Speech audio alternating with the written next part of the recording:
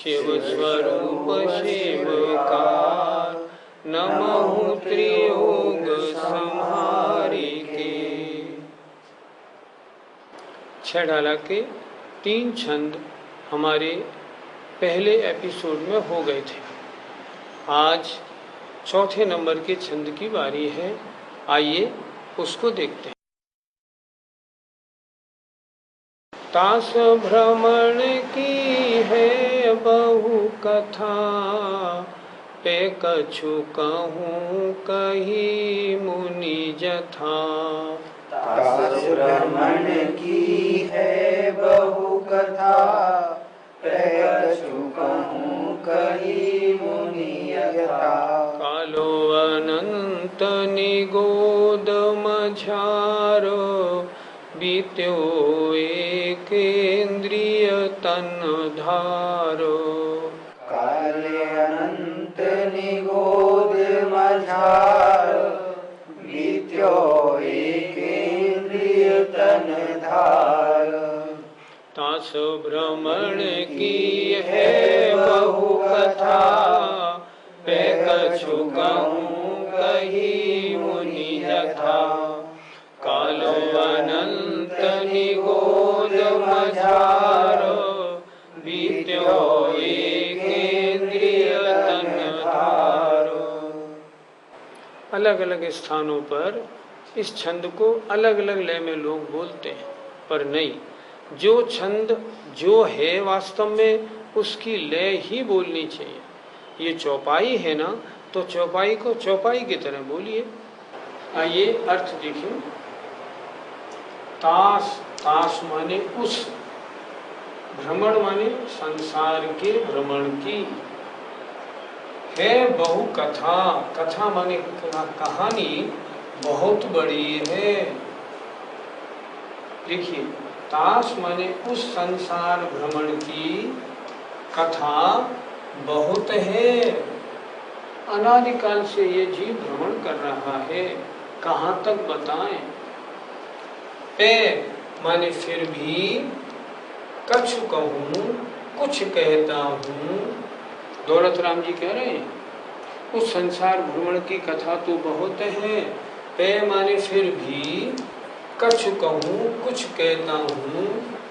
कही जैसे कही गई है मुनियों के द्वारा, यथा माने जिस प्रकार, जिस प्रकार मुनियों के द्वारा कही गई है वैसी मैं कुछ कहता हूँ। फिर देखें, तास माने उस संसार भ्रमण की कथा बहुत है। अनादिकाल से इस जीव ने भ्रमण किया है, कहाँ कहाँ भ्रमण किया, कैसे कैसे दुख पाए, कहाँ कहाँ तक कहा जाए, अगर कहेंगे कोई कहने में समर्थ नहीं। इसलिए उस संसार भ्रमण की कथा बहुत है, फिर भी मैं कुछ कहता हूँ, थोड़ी सी, उसमें से कुछ थोड़ी कहता हूँ, जैसी कि आचार्यों ने, मुनि महाराजों ने कही है। अपनी मन मर्जी से नहीं। अगर दौलत राम जी मन मर्जी से लिखते हम प्रमाणिक नहीं मानते। हमारे लिए प्रमाण है कौन? सर्वज्ञ देव, उनकी आज्ञा, उनकी वाणी के अनुसार, उनकी दिव्य ध्वनि के अनुसार लिखने वाले आचार्य, और उन आचार्यों के अनुसार लिखने वाले परंपरागत आचार्य, वो प्रमाण है। इसलिए दौलत राम जी लिख रहे हैं, जैसी आचार्यों ने कही है वैसी कहता हूँ। अब हमारे संसार भ्रमण की कथा शुरू होती है। काल अनंत निगोद मझार, इस जीव ने अनंत काल तो निगोद में बिताया है। मझार माने में। इस जीव ने अनंत काल तो निगोद में बिताया है। कैसे बिताया है? एक इंद्री का शरीर धारण करके। अगर हम ये कहें ना हमारा हेड ऑफिस कौन है, हम कहेंगे एक इंद्री, और उसमें भी निगोद। क्यों? ये हर आत्मा ने, मैंने नहीं, आपने नहीं, हर जीव ने सबसे ज्यादा समय कहाँ गुजारा? निगोद में। कितना समय गुजारा? अनंत काल। और जगह अनंत काल नहीं बनता, और जगह तो अलग अलग उन्होंने दिया है कि इतने समय के बाद ये पर्याय आपको छोड़नी पड़ेगी, पर निगोद में अनंत क्या पूछो। तो क्या कह रहे हैं, इस जीव ने अनंत काल तो निगोद में बिताया है। कैसे? एक इंद्री का शरीर धारण करके। हमने कहाँ से शुरुआत की? हम अनंत काल तक निगोद में रहे, वहां से हमारा संसार भ्रमण प्रारंभ हुआ। देखिए जरा, ताश माने उस संसार भ्रमण की बहुत कथा है। कथा माने कहानी है। फिर भी मैं कुछ कहता हूँ जैसी मुनि राजों ने, आचार्यों ने कही है, उनके अनुसार, मन मर्जी से नहीं। क्या कथा है, क्या कहानी है, हमारी स्टोरी बताएं जरा। कि इस जीव ने, वो कह रहे हैं, हम भी कह रहे हैं और आप भी कहिए कि मैंने अनंत काल निगोद में गुजारा, मेरा घर वही था। काल, अनंत काल इस जीव ने निगोद में बिताया है, एक इंद्री का शरीर धारण करके। अनंत काल तक तो हम और आप सब निगोद में एक इंद्री का शरीर धारण करके रहे। पंडित जी, निगोद किसे कहते हैं? निगोद शब्द देखो, नी और गोद। नी माने निरे, माने बहुत सारे जीव जहाँ एक गोद में रहते हों, शरीर एक हों, और उसमें जहाँ अनंत आत्माएं रहती हों, उन्हें हम कहते हैं निगोद। निगोद का सीधा अर्थ है जहाँ एक शरीर में अनंत जीव जन्म लेते हैं, अनंत जीव श्वासोच्छ्वास लेते हैं, अनंत जीव मरण करते हैं, उसको हम कहते हैं ये निगोदिया जीव है। पंडित जी साहब, निगोदिया जीवों की आयु कितनी होती है? अमूमन सारे लोग ये समझते हैं निगोदिया जीव वही होते हैं जो एक सांस में 18 बार जन्म मरण करें। एक सांस में 18 बार का मतलब होता है 1/24 सेकंड। पर नहीं, ऐसे नहीं समझना। निगोदिया जीव भी दो तरह के होते हैं। एक वो जो पर्याप्तक होते हैं, जिनका शरीर पूरा हो जाता है। एक अपर्याप्तक होते हैं जो शरीर बना ही नहीं पाते, जिनकी पर्याप्तियां ही पूरी नहीं हो पाती, न कभी होंगी। तो जो अपर्याप्तक या लब्ध पर्याप्तक निगोदियां हैं, उनकी आयु एक सांस में 18 बार माने क्षुद्र भव प्रमाण माने 1/24 सेकंड होती है। और जो पर्याप्तक होते हैं निगोदिया, उनकी आयु अंतर्मुहूर्त। दो प्रकार के निगोदिया होते हैं। जघन्य आयु निगोदियाओं की 1/24 सेकंड, उत्कृष्ट आयु अंतर्मुहूर्त, इससे ज्यादा नहीं। जिन निगोदिया जीवों के बारे में आपने बताया, तो ये निगोदिया जीव कहाँ कहाँ पाए जाते हैं? निगोदिया जीव दो तरह के होते हैं। पहले तो हमने बताया पर्याप्तक और अपर्याप्तक। और पर्याप्तक और अपर्याप्तक भी दो दो प्रकार के होते हैं, एक बादर और एक सूक्ष्म। जो किसी आधार से रहते हैं उन्हें हम कहते हैं बादर, और जो आधार से नहीं रहते उन्हें हम कहते हैं सूक्ष्म। आधार से रहने का मतलब, जैसे आलू में अनंतानंत निगोदिया जीव हैं। ये आलू में है, इसलिए ये बादर हैं, क्योंकि आधार से रह रहे हैं। और जो जीव कहीं से भी दीवार पहाड़ पार करके निकल जाते हैं, वो कहलाते हैं सूक्ष्म निगोदिया जीव। सूक्ष्म निगोदिया जीव तीनों लोकों में ठसाठस भरे हैं।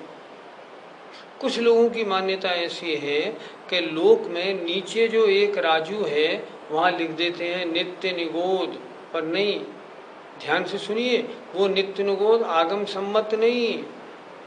कहीं भी शास्त्रों में नहीं लिखा कि 14 राजू में नीचे का एक राजू की जो पट्टी है ना, वो नित्य निगोद निगोदिया वहाँ रहते हैं, ऐसा कहीं नहीं लिखा। धारणा बदल दीजिए अपनी। सूक्ष्म निगोदिया तीनों लोकों में पाए जाते हैं, ठसाठस भरे हैं। देखो, जहाँ सिद्ध भगवान विराजमान है, सूक्ष्म निगोदिया तो वहाँ भी भरे पड़े। और तो और सिद्ध भगवानों के आत्म प्रदेशों में भी निगोदिया आ रहे हैं और जा रहे हैं। क्यों? सूक्ष्म निगोदिया तो तीनों लोकों में भरे पड़े। अब रही वादर निगोदिया की बात, तो वादर निगोदिया कुछ वनस्पति के आधार से रहते हैं, कुछ हमारे और आपके शरीरों में रहते हैं। त्रस जीवों के शरीर में जो निगोदिया पाए जाते हैं वो वादर निगोदिया। तो निगोदिया दो प्रकार के, वादर और सूक्ष्म। वादर वो जो किसी आधार से रहते हों, जैसे मान लो वादर निगोदिया आलू में है, जैसे जो सप्रतिष्ठित प्रत्येक वनस्पति है उसमें है, उनमें निगोद राशि पाई जाती है। हमारे आपके जो शरीर में है ये भी सब वादर निगोदिया, और जो पूरे लोक में भरे पड़े हैं ये सारे के सारे सूक्ष्म निगोदिया हैं। पंडित जी, ये निगोदिया जीव मरण करने के बाद कहाँ कहाँ पैदा हो सकते हैं? निगोदिया जीव आचार्यों ने तो यहाँ तक लिखा है, निगोदिया जीव कहीं भी पैदा हो, कहीं भी जन्म ले सकते हैं मरने के बाद। यहाँ तक भी लिखा है कि नित्य निगोद से जीव निकले, मनुष्य बने और सीधा मोक्ष हो जाए, ऐसा भी बन जाता है। इसलिए निगोदिया जीव नरक नहीं जा सकते, देवगति में नहीं जा सकते, मनुष्य और त्रिंशों में जा सकते हैं। और सुनो, एक प्रश्न आप लोगों ने नहीं किया।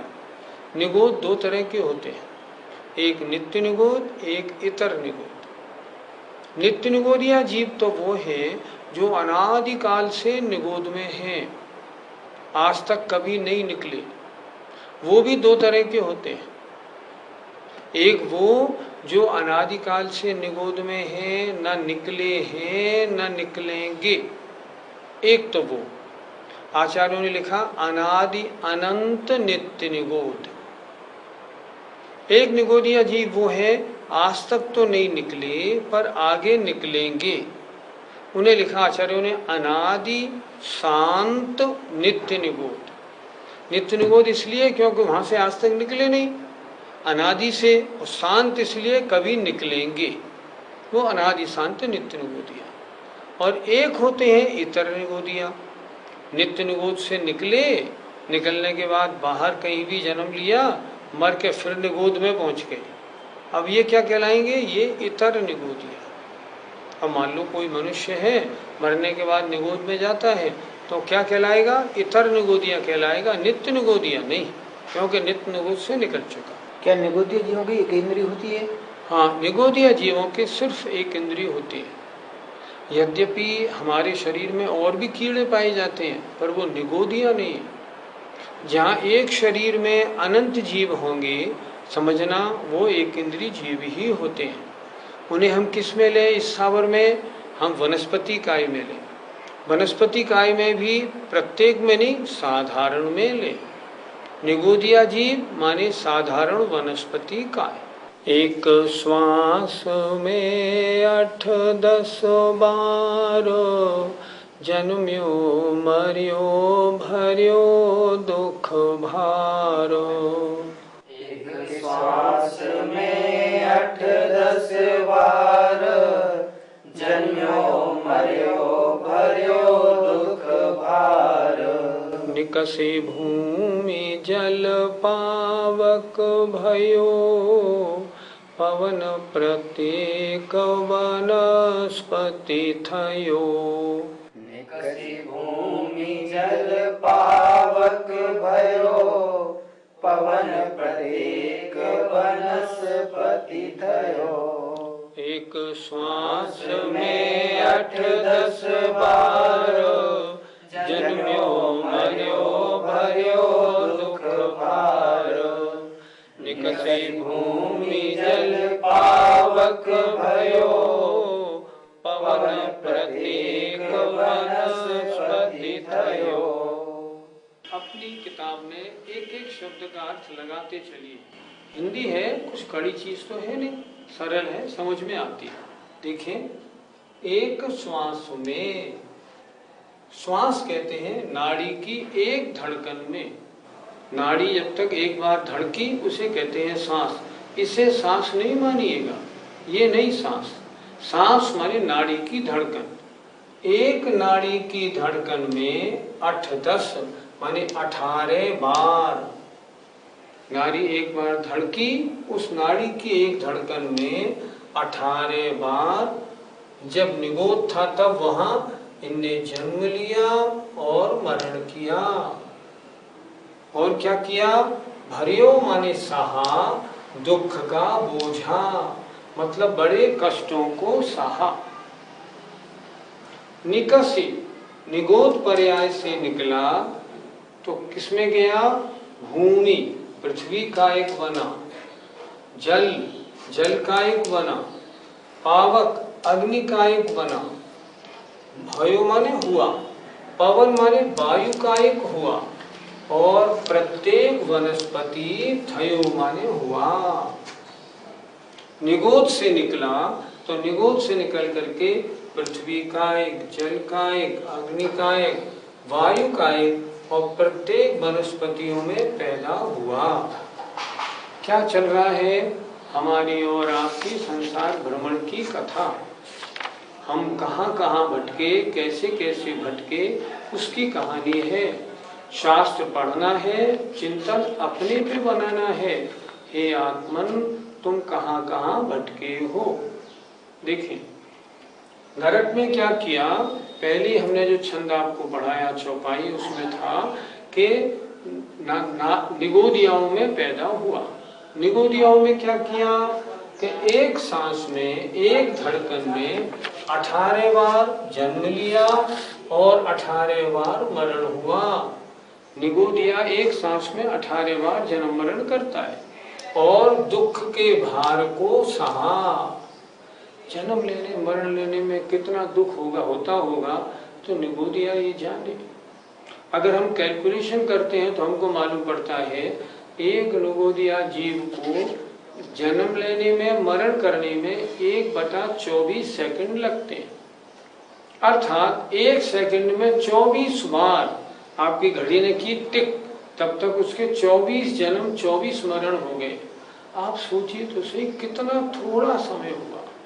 लेकिन निगोदियाओं का ऐसे ही जन्म मरण होता है। लेकिन ये उन निगोदियाओं की बात है जो अपर्याप्तक या लब्धि पर्याप्तक है। क्या हुआ?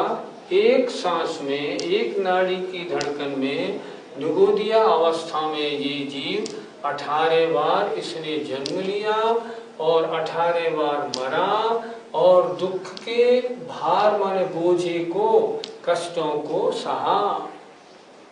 निकसी निगोद पर्याय से निकला तब भूमि पृथ्वी का एक बना, जल जल का एक बना, पावक माने अग्नि, अग्नि का एक बना, भयो माने हुआ, और पवन माने वायु का एक हुआ, और प्रत्येक वनस्पति में इसने जन्म लिया, प्रत्येक वनस्पति बना। इस तरह नरक से निकलने पर ये रहा तो एक इंद्री, लेकिन नरक से निकल के ये अन्य कायकों में आ गया। पंडित जी, वनस्पति कायक जीव के कितने भेद होते हैं?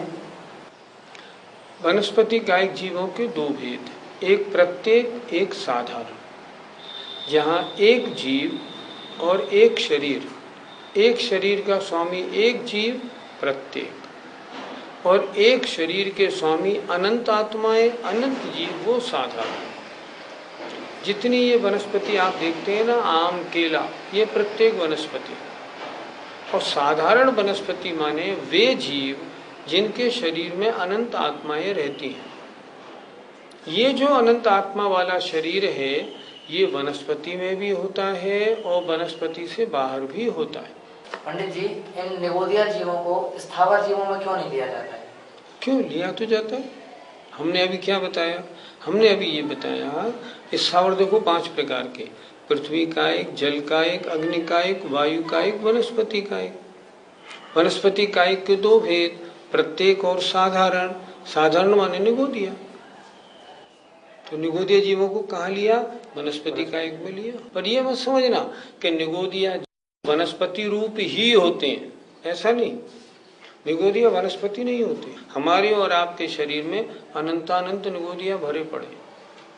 एक छोटी मक्खी है, चींटी है, इसके शरीर में भी अनंत निगोदिया जीव भरे पड़े। हर तरस जीव के अंदर होते। स्थावर जीवों में पृथ्वी, जल, अग्नि, वायु में हमने आपको बताया नहीं होते, और प्रत्येक वनस्पति में भी नहीं होते। निगोदिया होंगे साधारण वनस्पति काय में, और उनको वनस्पति काय में लेते हैं कि ये वनस्पति कायिक साधारण जीव हैं। क्या पंडित जी साहब, साधारण वनस्पति प्रत्येक वनस्पति नहीं हो सकती? पहले आप ये बताओ साधारण वनस्पति कौन सी? जिस वनस्पति के शरीर में अनंत जीव होते हैं वह साधारण वनस्पति कहलाती है। नहीं, गलत बात। देखो, प्रत्येक वनस्पति के दो भेद, एक सप्रतिष्ठित, एक अप्रतिष्ठित। सप्रतिष्ठित प्रत्येक वनस्पति जिसमें अनंत निगोदियां पाई जाएं, ठीक। अप्रतिष्ठित प्रत्येक वनस्पति जिसमें अनंत निगोदियां नहीं पाई जाएं, ठीक है ना? ठीक। अब इनके अलावा वनस्पति कौन सी बची? कोई सी नहीं बची, कोई सी नहीं बची। देखो, नीम की एक डाली में जो कोपल है ना, ये सप्रतिष्ठित प्रत्येक वनस्पति है। इसमें निगोदियां हैं, छोटी छोटी पत्तियों में, उनमें निगोदियां हैं। आप ये मत समझना कि ये आलू है, ये प्रत्येक है या साधारण। नहीं नहीं, ऐसे नहीं। आलू है प्रत्येक वनस्पति। थोड़ी भ्रांति ठीक कर लें। कुछ लोग क्या कहते हैं, आलू, अदरक आदि ये साधारण वनस्पति हैं। साधारण वनस्पति वनस्पति नहीं होती। आलू, अदरक आदि ये सप्रतिष्ठित प्रत्येक वनस्पति है। और जो पके हुए केले, सेब आदि है, ये अप्रतिष्ठित प्रत्येक वनस्पति है। जितनी वनस्पति आपके काम में आती है ये सब प्रत्येक वनस्पति है, साग, भाजी, फल वगैरह सब। लेकिन इनमें कुछ में अनंत निगोदियां रहते हैं कुछ काल तक। कुछ समय के बाद वो सब प्रतिष्ठित वनस्पति अप्रतिष्ठित वनस्पति बन जाती है। जैसे एग्जाम्पल, ये नीम की एक डाली है, इसमें यहाँ बड़ी बड़ी पत्ती हैं और यहाँ छोटी छोटी पत्ती हैं। मौसम आया और ये छोटी पत्तियां जो हैं ये पक के बड़ी पत्ती बन गई। तो जब छोटी पत्ती थी तब तक सप्रतिष्ठित प्रत्येक उनमें अनंत जीव राशि थी कोंपलों में। जब वो पत्तियां बड़ी हो गई अब उनमें अनंत जीव राशि है। अब वो क्या कहलाएगी? अप्रतिष्ठित प्रत्येक वनस्पति। साधारण वनस्पति नाम की कोई वनस्पति नहीं होती कि इतनी सारी फल सब्जी रखते हैं, इसमें साधारण वनस्पति कौन सी है? नहीं, ये सब प्रत्येक वनस्पतियां हैं जितनी हम खाने के काम में लेते हैं। लेकिन उन प्रत्येक वनस्पति में जो सप्रतिष्ठित प्रत्येक वनस्पति है, छोटी छोटी भिंडियां, पतली पतली ककड़ियां, इनमें अनंत जीव राशि पाई जाती है। वो जीव निगोदिया जीव है। लेकिन वनस्पति सप्रतिष्ठित प्रत्येक है। एक गिलास है, उसमें पानी है, ये जीव है कि अजीव है? देखो, पृथ्वी, जल, अग्नि और वायु ये पुद्गल के पिंड हैं। जो गिलास में पानी है वो तो पुद्गल है, लेकिन उस पानी में जो जीव हैं वो कुछ जलकायिक जीव हैं, कुछ तरस जीव हैं, दोनों। जिन जीवों ने जल को अपना शरीर बना लिया वो जलकायिक जीव हैं, और जो उसमें तरस जीव पैदा हो गए हैं वो तरस जीव हैं। तरस जीव जलकायिक नहीं, वो तरस है। देखो, जल को हम चार तरह से समझें। हाइड्रोजन ऑक्सीजन मिला एक बूंद बनी, यह है सामान्य जल। जीव अजीब, अजीब इसमें कोई जीव नहीं, पुद्गल। अच्छा, इसमें अंतर्मूर्त निकला, जन्म लेने के लिए जो आत्मा आ रही है रास्ते में विग्रह गति में, जल जीव। उसने जन्म ले लिया, जल कायिक जीव। हमने पानी को पहले कपड़े से छान के तरस अलग कर दिए, और नीचे जो बचा पानी उसको हमने उबाल लिया। अब जो पानी उबला हुआ बचा, जो हम मुनि महाराज के कमंडलू में भरते हैं, मान लो ये पानी क्या बचा? जलकाय। जलकाय अजीब, जल भी अजीब। जल तो पुद्गल का पिंड, पृथ्वी, जल, अग्नि और वायु ये पुद्गल के पिंड हैं। इनमें जो जीव पाए जाते हैं, देखो ये मकान, मकान पुद्गल है, मकान में हम 10 लोग हैं, हम जीव हैं। ऐसे पानी अजीब, पानी कभी जीव नहीं हो सकता, पानी अजीब, उसमें रहने वाली जो आत्मा है वो जलकायिक जीव। इस तरह समझना चाहिए। तो आज हमने 2 कारिकाओं को अच्छी तरह समझा, भ्रमण की कथा समझी, और ये भी देखा कि हमने अनंत काल निगोद में गुजारा है। वहाँ हमने क्या किया? एक सांस में 18 बार जन्म मरण किया और दुखों को सहा। वहाँ से निकले तो पृथ्वी का एक, जल का एक आदि में हमने जन्म लिया। हमारी आपकी कहानी है, किसी अन्य की नहीं। इसे विचार करें। इसे विचार करने से हमें मालूम पड़ेगा मनुष्य पर्याय कितनी दुर्लभ है। अनंत काल तक भ्रमण करने के बाद मनुष्य पर्याय मिलती है और इसका उपयोग हमें अच्छे धर्म कर्म में, अपने षटकर्मों के पालन में करना चाहिए, व्रतों को धारण करने में, मुनि आर्य बनने में करना चाहिए, तब इसकी सफलता है। समय आपका हो रहा है। जय जिनेन्द्र। जय जिनेन्द्र।